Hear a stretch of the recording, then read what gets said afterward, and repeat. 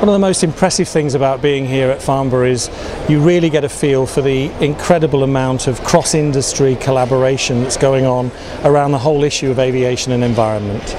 It really is pleasing to see not only the level of activity, but also the fact that so many different stakeholders are coming together to really make a difference and really try and move some of these new ideas, new technologies forward. And I think one of the most gratifying parts of that is that this industry has come together around the environment issue very much as it has historically around safety.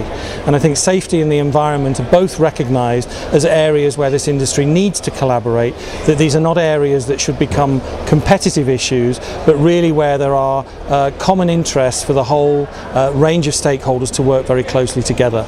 And for me, in almost the unique position in ATAG, one of the most pleasing things about the whole thing is to see the ATAG members all here and to see actual concrete physical evidence of the things that they've been working on and bringing these things to reality. The other great thing here in Farnborough is for the very first time we can see the future of the long-haul fleet. A couple of years ago we had the A380, the Airbus A380 here for the first time. Now we have the Boeing 787. And both of these aircraft, I think, are real evidence of the enormous advances that have been made in technology. They both use composite materials which lightweight.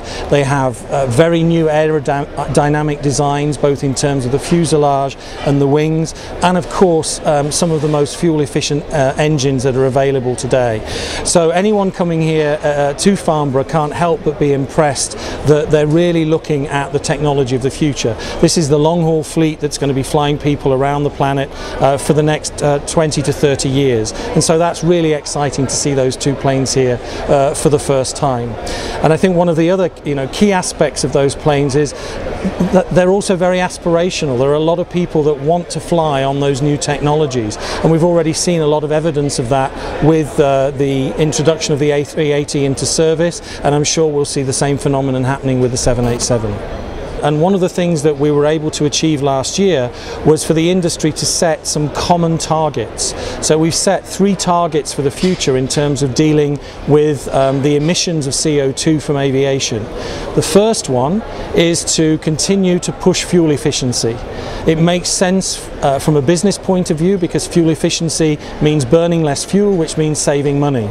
And we have a target there of improving our fuel efficiency of an average of 1.5% per annum between now and 2020. Now 1.5% per annum may not sound very much, but it's actually a 17% improvement between now and 2020, and that goes on the back of an improvement in fuel efficiency of 80% over the last 50 years. The second target we've set is that from 2020 we're going to hold our emissions flat.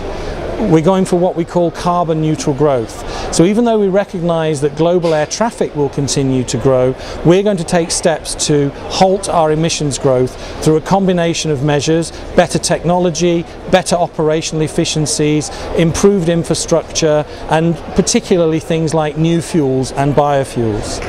But one of the real challenges the industry faces in delivering on these targets is that we can't do it all by ourselves.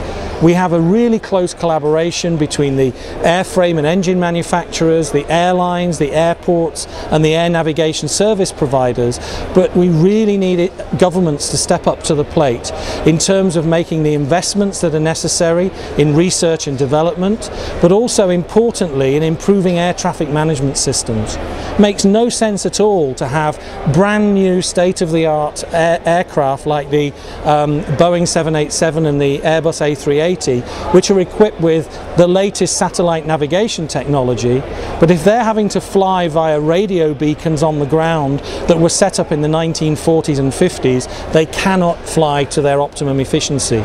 And governments here need to recognise that and step up to the plate and make the investments that are necessary to create what's known as the single European sky, and also in North America next generation air traffic management.